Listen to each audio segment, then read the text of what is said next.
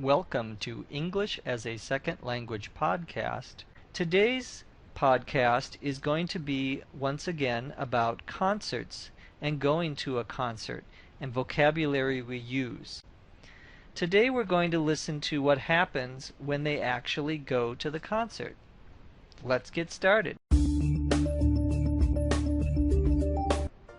My friend Ben and I have been waiting a month to see our favorite band in concert. This was the night. We were so excited. In a small venue like the Whiskey, there wouldn't be a bad seat in the house. So we get to the Whiskey really early to find street parking and snagged a spot about 4 blocks away.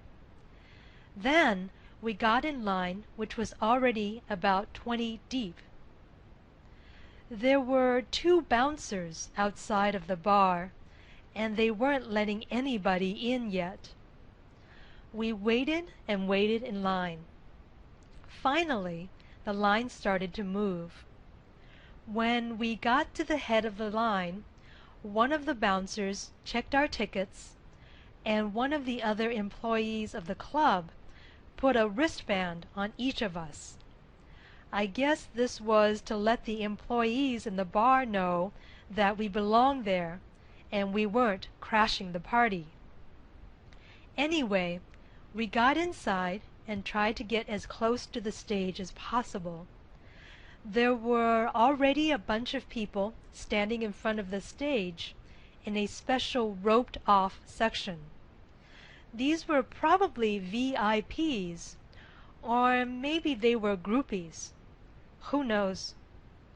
Anyway, I just know that security wasn't letting anyone get that close.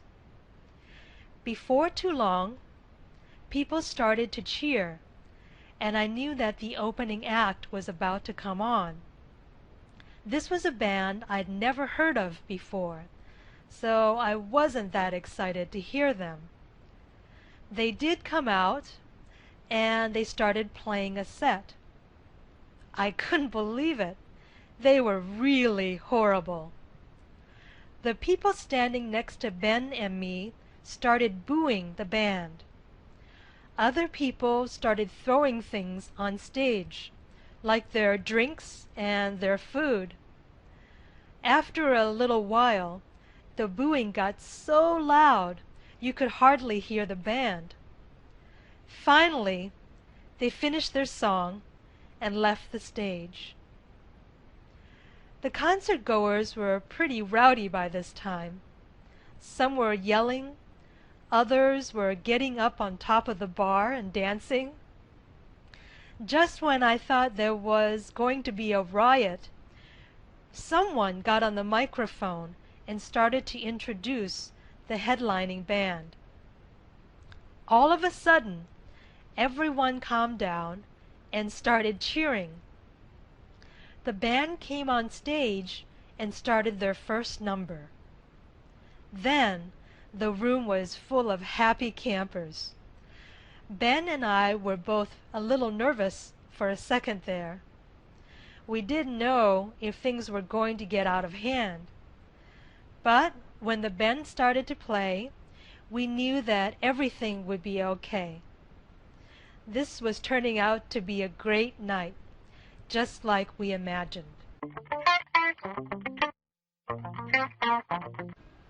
Now let's talk about some of the vocabulary. Lucy mentioned that in the venue or the place where the concert was taking place, in this case the Whiskey Bar, located here in Los Angeles on Sunset Strip, a very famous street in Hollywood. She mentioned that there wouldn't be a bad seat in the house. This is a common expression particularly for music or theater. When someone tells you there isn't a bad seat in the house, they mean there isn't a bad seat or a bad place to sit in the theater or in the bar or in the concert hall, wherever that place or venue is. Lucy mentioned that they went up to the bar early to find street parking. Street parking means, as the words imply, parking on the street instead of parking in a lot. You can park in a parking lot or you can park on the street. She mentioned that they snagged a spot or snagged a parking spot. To snag in this case means to get, to obtain. It usually refers to something that's difficult to obtain. For example, you go to the store and there is a huge sale and there are many people trying to buy a particular kind of shoe, and you get there early and you get one before anyone else, or you manage to get a shoe. We say that you snagged the shoe because other people were trying to get the same shoe. Same is true for parking spots. In a busy street, getting a parking spot can be very difficult.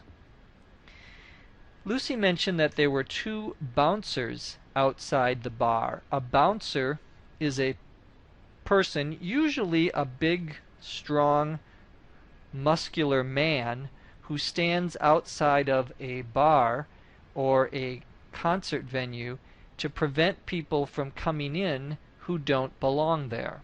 It's sort of like a security person for a bar.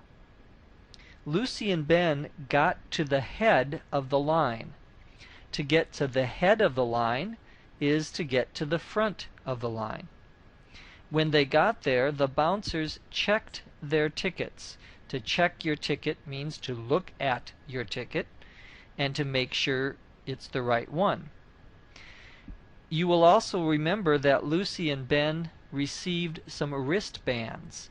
These are usually pieces of plastic that go around the wrist of your arm, often used for bars in the United States when there's a concert of some sort, to show that you've paid, that you have your ticket and it's okay to go in.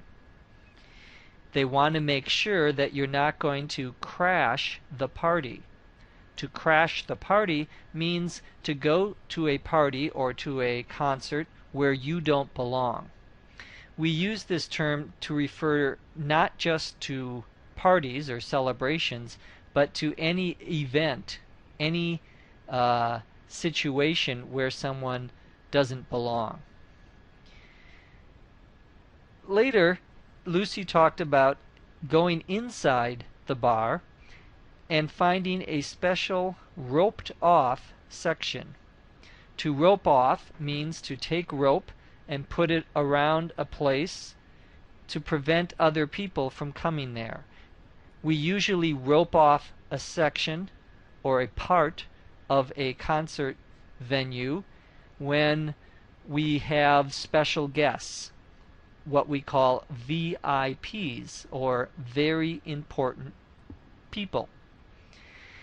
Lucy also used the term groupies. Groupie is a slang term to refer to someone who is a very die-hard fan of a particular music group.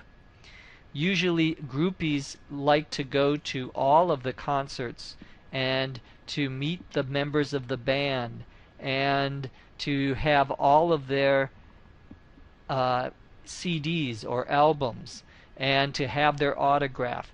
A fanatic person, in other words, about a particular music group is a groupie. There were 2 different bands that Lucy and Ben went to see. The first band was called the Opening Act. The Opening Act is the first band that comes on the stage before the main or the most important or the most famous band comes on. These are what we call warm-up acts. The term act, A-C-T, here means a group performing. The warm-up means they're getting the crowd or the audience ready for the main band. Lucy mentioned that because the opening act wasn't very good, they began to boo the band. And to boo means to go boo, which is a negative thing. It's a insult to the person that you are booing, and it's a verb to boo. The concert goers, Lucy said, were getting pretty rowdy. To be rowdy means to be out of control, to be loud, to be sometimes violent. All of this means to be rowdy. A riot is when many people are rowdy and causing usually some sort of violence. The other kind of band that Lucy mentioned, in addition to the opening act, is the headlining band. The headline band is the main band, the band that people have paid to come to see. When a band starts playing, we refer to their songs sometimes as numbers, the word number. So we'll say, what's their first number? Or what's their last number? That means, what is their first song? What is the last song that they played? The last expression Lucy used that we'll talk about today is that when the headlining band came on, the room was full of happy campers. Well, a camper is literally someone who camps or goes outside to stay in a tent or in some other temporary place. But the expression happy campers is an informal slang expression to mean everyone was satisfied, everyone was happy.